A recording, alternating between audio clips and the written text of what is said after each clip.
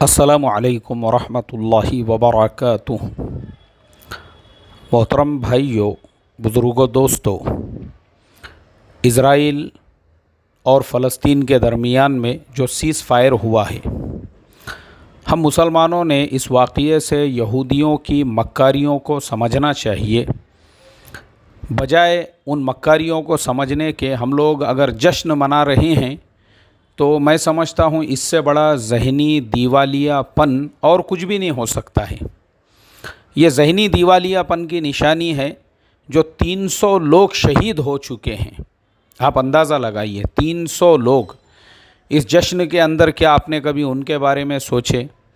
जो 300 लोग शहीद हुए हैं, उनकी जो बेवाएँ हैं, उनकी जो औलादें हैं, जो यतीम हो चुके हैं, वो मासूम बच्चे, अब आगे उनका फ्यूचर क्या? वो 11 लाख से ज़्यादा लोग जो बेघर हो चुके हैं, जिनकी घरों की इमारतें मुनहदिम हो चुकी है, जो बेचारे जो है बेसहारा हो चुके हैं। क्या हमने जश्न मनाने से पहले ये सोचा है कि उनके मकानों का क्या? वो लाखों बच्चे इज़राइल ने प्री प्लान, यानी एक तीर में बेंजामिन नेतन्याहू ने कई शिकार कर लिए। हमास तो ऑलरेडी है ही बेंजामिन नेतन्याहू के अंडर में। अब उनको जो हुक्म दिया गया था, जो रॉकेट के बारे में भी, जो रॉकेट लॉन्च किए गए थे, जो बताए जा रहे हैं 1700, 1800, 1400, खैर जो भी उनकी तादाद होंगी, वो रॉकेट सिर्फ नाम के लिए। आप मुझे बताओ, 1400, 2000 रॉकेट आपने अगर तेल अवीव शहर के ऊपर मारे भी है, 14 लोगों की भी उसके अंदर जान नहीं गई। यानी टोटल जो इज़राइल के अंदर मरने वाले हैं, उनकी टोटल तादाद 12 है, जिनमें से एक इंडियन है, एक थाई है। बाकी जो 10 लोग हैं उनमें भी कुछ इधर के उधर के हैं। अल्लाह हमको समझ अता फ़रमाए। अल्लाह हमको ये यहूद व नसारा का जो मक्र है, मक्र असल हम मुसलमानों का सबसे बड़ा प्रॉब्लम यही है। और मैं पिछले 15 दिनों से आपको जो समझाने की कोशिश कर रहा हूँ, एक्चुअल में वो पॉइंट आप नहीं समझ पा रहे हो। ये यहूद व नसारा का जो मक्र है, मक्र, इसके ये पूरा जो वाक़या हुआ, इस सब के पीछे जो मक्र छुपा हुआ है, आप समझ रहे नहीं उसको। और मैं आपको ऑथेंटिक तरीक़े से समझा सकता हूँ कि अगर हमास वो कोई जिहादी मूवमेंट होता, मुसलमानों का मूवमेंट होता ना, तो यरूशलेम पर कभी भी गलती से भी वो रॉकेट नहीं दागता था। आपको पता होना चाहिए, आज से 15 दिन पहले जो सबसे पहले जो उन्होंने रॉकेट लॉन्च किए थे और मस्जिद अक्सा में जो झाड़ को, यानी एक दरख्त को आग लग गई थी, वो किस वजह से लगी थी? वो उसी रॉकेट की वजह से आग लगी थी। अब आप मुझे बताओ, कोई भी मुसलमान मूवमेंट अगर होता, वो 1000 मरतबा ये सोचता कि भाई एक आधा रॉकेट अगर मस्जिद अक्सा के गुंबद के ऊपर गिर गया, या कुब्बतुस सखरा के ऊपर गिर गया, या वहाँ पे हज़ारों लोग, उस वक्त में तकरीबन 20,000 से ज़्यादा लोग वहाँ पर थे, उनमें से अगर किसी के ऊपर वो रॉकेट गिर जाता, आप मुझे बताइए किसकी जान जाती थी? एक कॉमन सेंस की बात है। बेंजामिन नेतन्याहू का जो यानी मक्र था, देखो आप देखो, मैं आपको उसकी मक्कारी समझाता हूँ।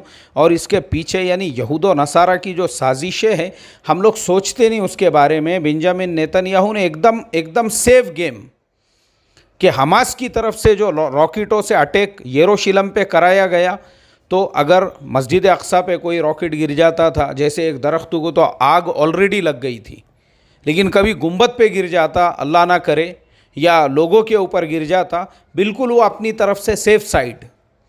भाई वो तो हमास की तरफ से हमारे ऊपर अटैक हुआ, हमास की तरफ से, वो तो तुम्हारा ही मूवमेंट है, वो तो यानी मुसलमान ही, तुम्हारा ही जिहादी मूवमेंट है जिसकी तरफ से ये अटैक किया गया।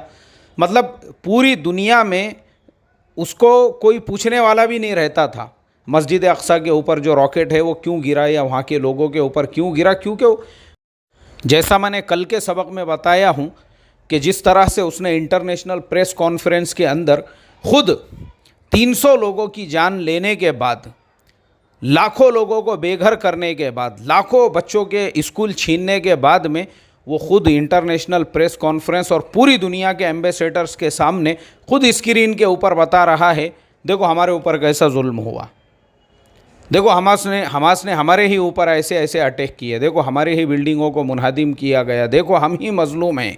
ऐसे ही अगर खुदा ना खास्ता जो सबसे पहले यरूशलेम पे जो रॉकेट लॉन्च किए गए थे हमास की तरफ से, उनमें से कोई भी अगर मस्जिद अक्सा के गुंबद पर या मुसलमानों पर गिर जाता, आप मुझे बताइए, दोनों हाथ ऊपर उठा के, यानी उनको कोई सवाल भी नहीं कर सकता था, वो तुम जाने और वो जाने, देखो मुसलमानों ने ही जो है अटैक किया, अल्लाह हिफाजत फरमाई।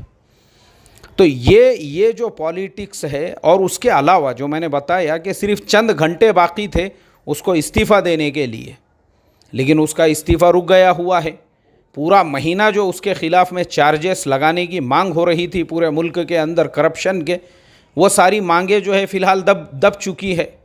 और उसके बाद में हम इस मक्र को समझ ही नहीं रहे हैं कि आज आप मुझे बताइए, मेरा सवाल है आप लोगों से कि क्या ये जश्न मनाने का वक्त है?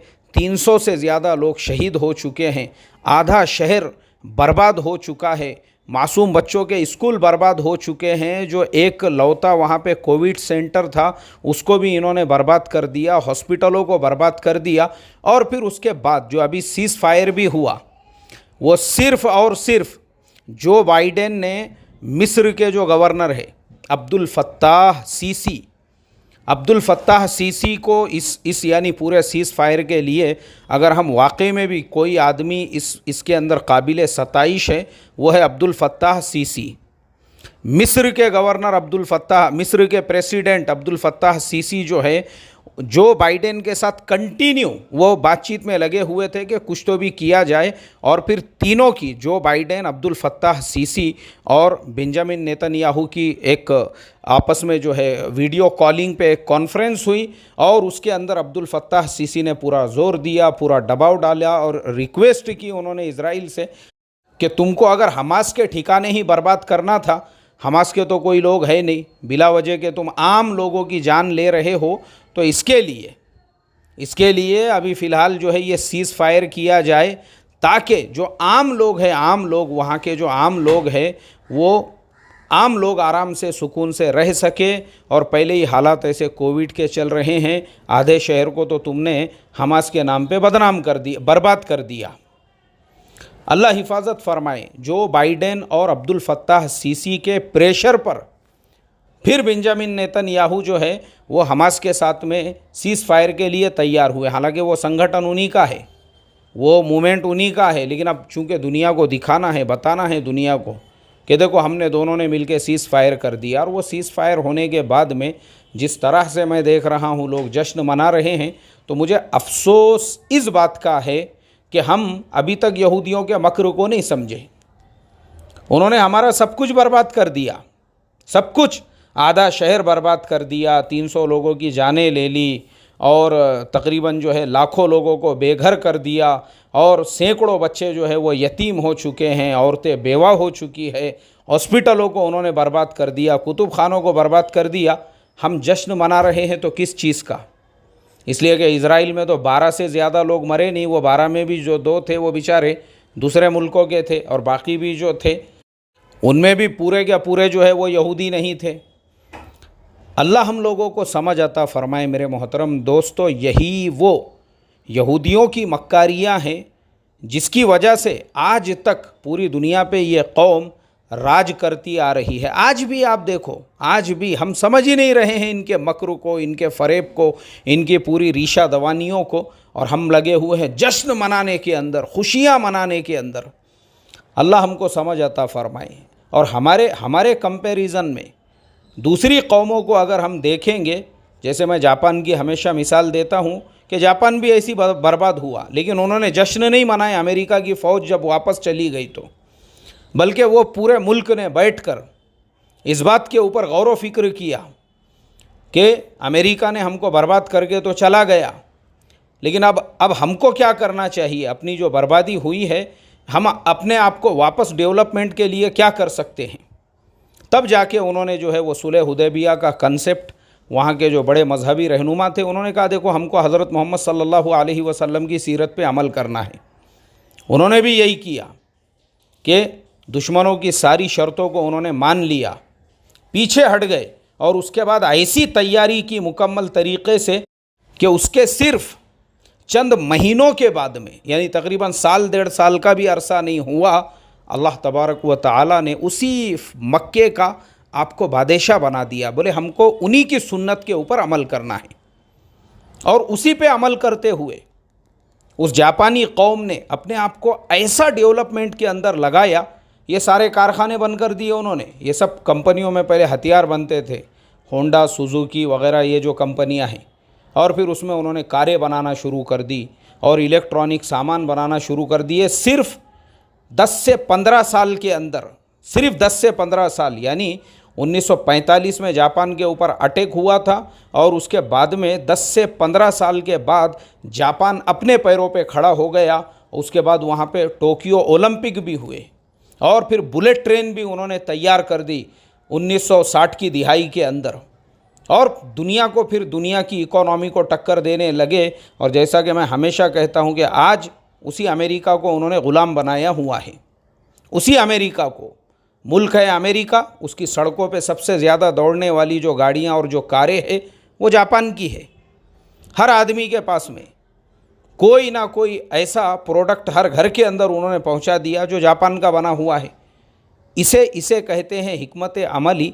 हम मुसलमान वो मानने को ही तैयार नहीं। अगर वही जापान के लोग भी खुशियाँ मनाते थे, जश्न मनाते थे कि हाँ अमेरिकन भाग गए, अमेरिकन भाग गए, अमेरिकन, और वो ये भूल जाते थे, अरे भागने को तो चले गए वो, लेकिन हमारे कितने मुल्क को उन्होंने बर्बाद कर दिया।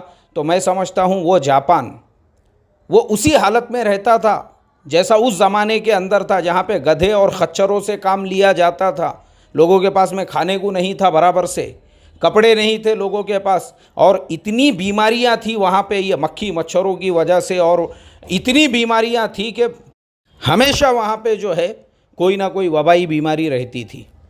ये हालात थे वहाँ के, लेकिन उन्होंने जश्न नहीं मनाए, बल्कि उन्होंने जो है गौर व फिक्र किए कि वो कौन से असबाब थे जिनकी वजह से हमारा मुल्क बर्बाद हुआ, और फिर उन असबाब का सद्देबाब उन्होंने जो करके मुंहतोड़ जवाब दिया। आज पूरी दुनिया के अंदर मैं हमेशा बोलता हूँ कि 1 नंबर का पासपोर्ट अगर कहीं का है वो जापान का है।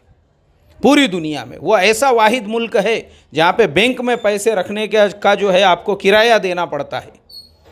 ऐसे ही हमारी बर्बादी हुई है, बर्बादी। आधा शहर बर्बाद हो चुका है, 300 लोगों की जानें जा चुकी है, लाखों लोग बेघर हो चुके हैं। और फिर उसके बाद अगर हम जश्न मना रहे हैं तो मैं समझता हूँ हमारे ज़हनी दीवालियापन पे सिवाय मातम मनाने के वो जो अल्लामा इकबाल ने कहा कि खुदा ने आज तक उस कौम की हालत नहीं बदली, और न हो जिसको ख्याल खुद अपनी हालत के बदलने का, कुछ नहीं कर सकते। इसमें सबसे बड़ा हिस्सा हमारे वो अफसानवी जो मजहबी रहनुमा हैं और अफ़ीम पिलाने वाले जो मजहबी रहनुमा हैं, पूरी कौम को उन्होंने बस बेहोश जोश जज्बात की अफ़ीमें पिला पिला कर जिस तरीक़े से अंधा और बहरा बना के रखा, और हमको ये मौका ही नहीं दिया गौर व फिक्र करने का कि हम अपनी नाकामी के ऊपर गौर व फिक्र करके, हम अपनी बर्बादी के ऊपर गौर व फिक्र करके अपने पैरों पे दोबारा खड़े हो सके।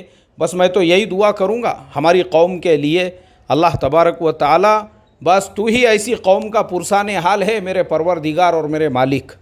अल्लाह ही हमारे हाल पे रहम कर सकता। बस अल्लाह से ही मैं ये दुआ करता हूँ, अय अल्लाह बस अब तू ही हमारे हाल पे रहम फरमा, और हमको कम से कम हमारे नबी सल्लल्लाहु अलैहि वसल्लम की सीरत और सहाबा की ज़िंदगियाँ तो पढ़ने की तौफ़ीक़ अता फरमा, ताकि हम कम से कम उनसे तो ये सीख सके कि ऐसे हालात के अंदर हमने क्या सबक लेना चाहिए और यहूद व नसारा के मक्र और फ़रेब को कैसे समझना चाहिए।